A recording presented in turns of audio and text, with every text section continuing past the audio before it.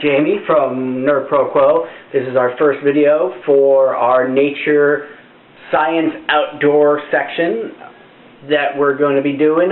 This is going to be 5 suggestions in New York. First 3 are going to be in the New York City area that you can go to explore nature and also to go hiking if you so choose. The whole idea of this, it's not the more obvious places. They're places that not a lot of people would think of. They're all, depending on where you are, unless you live really super near any of these places, generally speaking, depending on where you are in the city, it's going to take you about 45 minutes to an hour to get to those places. The first 3 places are in New York City proper, so you can take the MTA there. All you need is a Metro card. The last 2 are going to be a Metro North trip that you can take, and one by technically it is Metro North, but you're taking New Jersey Transit there. So the whole idea of this is, you know, if you want to explore nature in New York City and also go for like an easy hike, these are some of my 5 favorite places that you can go to, and I'm going to give you some directions also to get there. Next video we're going to talk about some of the stuff you might need for some of these trips, but generally speaking, except with the exception of possibly the last of these suggestions, all you're going to need is comfortable pants, you know, comfortable clothes, a decent pair of shoes, running shoes preferably, or something with decent traction. Most of these places are not like super wild. One of them is a little bit muddy sometimes, so you're going to maybe, you know, want waterproof boots. It is up to you. We're going to discuss more about that and stuff that you're going to need in the next video, which hopefully will be going up a week after this video goes up. So, first place on the list is the North 40 natural area. This is in Brooklyn. How you're going to get there, depending on where you are in the city, you take the 2 train to the last stop in Brooklyn to Flatbush Avenue. You're going to hop on the Q35. I'm actually going to look at my phone to do this because if you know anything about NARTUAL, we do not prep as much as we... prepping is very important for hiking, but as far as for recording videos, we sometimes don't prep as much as we would like to. So it's a Q35 at Avenue H, Flatbush Avenue. You're going to take that to Flatbush Avenue Gateway Sports. You're still going to have to walk about 60 minutes, which means you're probably going to have to use Google Maps on your phone and get over there, but it is a fenced-in area, so you're going to walk in there. It connects to the baseball fields and the beach out there, so if you actually leave the North 40 natural area, you're going to be right there. I forget what it is. What is it? Oh, it's part of what is it? What is the... Oh, it's part of FLOYD BENNET Field. I don't know why I drew a blank on that. So if you leave the North 40 natural area and you walk, you're gonna a little bit more, you're gonna hit FLOYD BENNET Field. There's actually places that you can camp there. They've been closed down since last year. They might have reopened it. I don't generally recommend that you camp there just because, you know, it is right at the edge of the city, so if you really want a camping experience, it's not the greatest place to go. People are going to be pretty noisy. But it's a nice hike. I would recommend. Not a lot of people actually go into the fenced area. A lot of people go to FLOYD BENNET Field. So if you're trying to avoid people, I recommend you avoid FLOYD BENNET Field proper. But North 40, a lot of people don't know about it. They don't go there. Even on weekends, you won't have to worry about giant crowds going there. So that's number 1, and it's right in Brooklyn. Number 2, oh, and of course, there's plenty of other places in Brooklyn that you can go. There's, you know, especially when you get out by the water, you can totally go look up. But North 40 happens to be one of my favorite places. It's also one of the few places in New York City that there are spring peepers in the spring.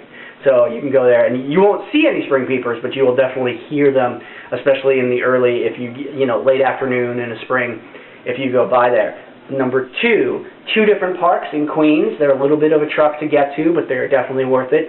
It is the South Preserve in Cunningham Park, and there's actually a connection through the Vanderbilt Greenway, I believe it's called, that you can walk from Cunningham Park to Alley Pond Park. I'm going to treat them both the same because they are connected. The two parks are connected. Cunningham Park, the South Preserve, is actually one of my favorite. It's also a little like kind of little known secret, like way out. It's closer to Long Island than, you know, a lot of people think, but not a lot of people think to go there. So, couple ways you could get there. There's a bunch of beaches that there's a bunch of buses that you can take, but the easiest way, in my opinion, to get there is to take the E train to Kew Gardens, and then you're going to get on the Q46, which is a little bit of a walk from Queens Boulevard. The Q46 you're going to take to for Cunningham Park, it's going to be Union Turnpike. It says 193rd Street. You're actually going to go the next one over, which I will... Francis Lewis Boulevard. That's what it is. And it stops you right there. You go right into the trails. The trails are very well marked. Most of them are paved. And it's also a place that you're not going to run into a lot of people. Alley Pond Park, you're going to take the same Q46 all the way down Union Turnpike to where it crosses over with the Express Grand Central Parkway, which you're going to be right on the edge where Queens starts to meet Long Island. And that's Alley Pond Park. Alley Pond Park actually has a bunch of trails. Most of them are pretty well marked. I would recommend you stay on the well-marked trails, because the ones that aren't marked, you might get a little lost. You can keep taking those until you basically are going along the parkway there, along Grand Central Parkway. You keep taking that further and further, you're going to hit a yellow marked trail that actually goes through, will take you to the salt marsh, and it's really nice. The only thing for both Cunningham Park, North 40, natural area, and Alley Pond Park, especially the nature trail that is out on the, if you look up like Alley Pond Nature Trail, the Wetlands Trail, one of the two big things you have to watch out for is try not to stray off the path, because there's a lot of poison ivy, especially in the warmer months, and check yourself for ticks, because ticks are a big thing in all three of those places. The third place that you can go is actually in Manhattan proper. A lot of people don't think of it. Inwood Hill Park. It is right at the edge of New York City, of Manhattan, right before you get into the Bronx. I will probably have actually Van Cortlandt and the Old Croton Aqueduct. I'll probably have a separate thing about that, but we're talking about places that people don't normally think of, and a lot of people will go to Van Cortlandt. Depending on where you are on the Old Croton Aqueduct, you'll either run into a lot of people or not a lot of people. But Inwood Hill Park, again, depends on what time you're hitting it. I generally recommend that you go there a little bit earlier or a little bit later in the day, and that is quickly, there are directions here.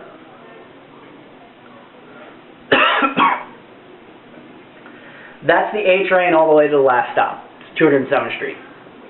So, however, I'm not going to give you specific directions from where you are. Just figure out how to get on the A train. That's the A train all the way to 207th Street. And Inwood Hill is great.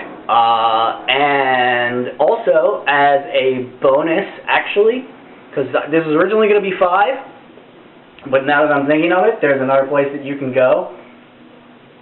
You can 2 stops before that, George Washington Bridge.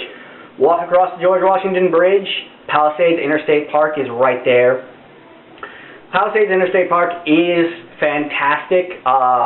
Certain parts of it, if you go there on the weekend, especially on a Saturday when it's nice, it's going to be very crowded. I recommend going on a weekday in the afternoon if you can.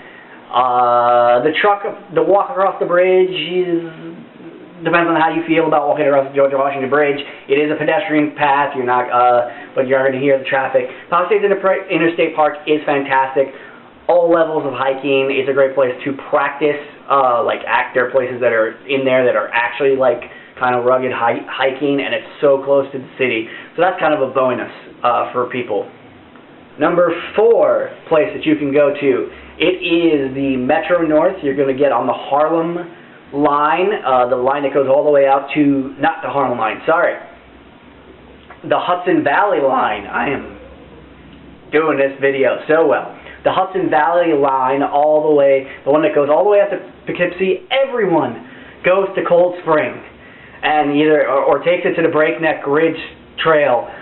Don't do that. Everyone does that, especially on a Saturday. So many people. It's a nightmare. Don't do it. Instead, take Metro North on the Poughkeepsie line, the Hudson Valley line, to Garrison. Get on the train, at the back of the train. Get off the train. You're going to walk straight to the end of the platform, where the back of the train was, and literally entrance to the park, to Hudson Highlands State Park and Glenclyffe Arden Point. That's where you're going to be going. Is right there.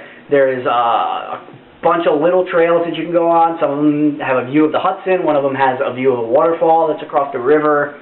It is gorgeous. It is one of my favorite places to go in the city. It is about a $30 round trip on the train. So, you know, if you don't want to spend money, it's fine, but it is really far outside of the city. You know, you're really going to get a country feel. Glenclyffe, Arden Point, not strenuous hiking. You can do that in shoes. And there's just so many little, you know, there's wildlife there. It is gorgeous, no matter what time of year you go there. I highly, highly recommend it. It was one of the first places when I started hiking outside the city that I went to. And the great thing about that place is if you get like Avenza maps of that area, which is, I believe it's the East Hudson South map. You will see that it actually, because it is Hudson Highlands State Park, when you go up the White Trail there, at the end of that trail, you're going to see a parking area, and I believe it's the Garrison Open Space Institute is right there. And when you cross the road, you have Castle Rock Unique Area, which connects right into Hudson Highlands State Park. And from there, there's a bunch of different trails you can go onto. But getting to those trails is actually like a real hike. So if you're not an experienced hiker, you're just a beginning hiker, that's a good place to start, like, expanding your hiking. Parts of that area connect to the Appalachian Trail. The Appalachian Trail that in one direction goes all the way up to Fonstott State Park. In the other direction, it heads towards Anthony's Nose, which is really super popular. Do not go there on the weekend, on a Saturday. On a nice Saturday, it's going to be super crowded. But that part of the Appalachian Trail, also, you can go across the Bear Mountain Bridge, and you're in Bear Mountain. Harriman State Park is right there. It's a little bit of a challenge. We're going to discuss that hike in a later video. And number 5, our last one, is actually Harriman State Park. It is New Jersey Transit to the Tuxedo station. The red trail, the Ramapo-Dunderberg Trail, is right there. It's very easy to follow. Everyone calls it the Red Dot Trail. I actually highly recommend you do not take the Red Dot Trail, because that's the one that everyone takes. It's also not the easiest one. To Parker Cabin Mountain, I actually recommend you you start on the Red Dot Trail and either veer off to, if you're going up the hill, you veer off to the left and take the Yellow Triangle Trail to Parker Cabin Mountain. It is the exact same location that you're going to. It is a gorgeous view, but it's a little bit of an easier hike, and less people take it because less people know about it. You can also veer up to the right and continue on Ramapo-Dunderberg to Blue Victory. Blue Victory is a little bit more popular because it does take you along the lake. Same deal. So that round trip also about $32. I believe it's $32.50 is the round trip. That one you're also, in my opinion, try not to go on a nice weekend. The earliest train you can get on is the 9:06 or like the 9 a.m. train. Everyone gets on that. but you can kind of avoid the people if you take not the red dot trail, one of the alternate trails. Glenclyffe Arden Point, I also, if you're going to go, either go really early in the morning as you can, or really, really late in the day. Everyone, because on a weekend, I mean, for any of these places, if you go on a weekday afternoon, they're going to be less crowded. But especially Harriman, Palisades, Inwood Hill Park, all of those places, going super early or super late are, and by super late I mean like after 3 p.m. is generally when everyone is not going to be doing that. With the exception of Harriman State Park, because if you go super late, you're going to have to stay overnight. There's the trains. The last train that comes back into the city is like at 6:45. So depending on the speed of your hike, you're going to run out of daylight and you're going to get stuck in Harriman overnight, and you don't want to do that unless you're prepped, which again, we will be doing in a different video about overnights and some simple overnights that you can do. But yes, those are my favorite 5 hikes, simple hikes that not everyone thinks of that you can do, and some times that you can do them. There are other ones, there are other boroughs that I have neglected here, the Bronx and Staten Island. There are some gorgeous places you can go to in Staten Island, but as someone who lives in New York City, we have some mixed feelings about Staten Island. If you have suggestions about places you can go on Staten Island, respond to this video. Comment. I don't know. At NerdProQuo on Twitter. NerdProQuo@gmail.com. Also, if you like this video, like the video. You know, do that thing. In any event, yeah, and the Bronx. Van Cortlandt Park is beautiful. It's also humongous. So it's a little bit overwhelming. As far as like really suggesting places you can go, and a lot of people are like, why not Central Park or Prospect Park? Prospect Park in Brooklyn is very nice. There are actually some very nice little hiking trails at Prospect Park. Central Park, it's in the center of New York City. Of course, everyone goes there. You know, it's the obvious one. I'm not going to suggest hikes, nature. There are, of course, beautiful places you can go in Central Park as well. But yes. Those are my 5 places that you can go. Like I said, if you feel like I have greatly neglected some places in New York City that you like to go, please comment in the comments under this, especially about Staten Island, because I know some of you are like, why didn't you bring up Staten Island? And some of you, the people who actually live in Staten Island, are probably like, why didn't you mention Staten Island? But yeah. And also, like I said, any questions, more directions, hit us up, nerdproquo@gmail.com, @nerdproquo on Twitter. See you next time.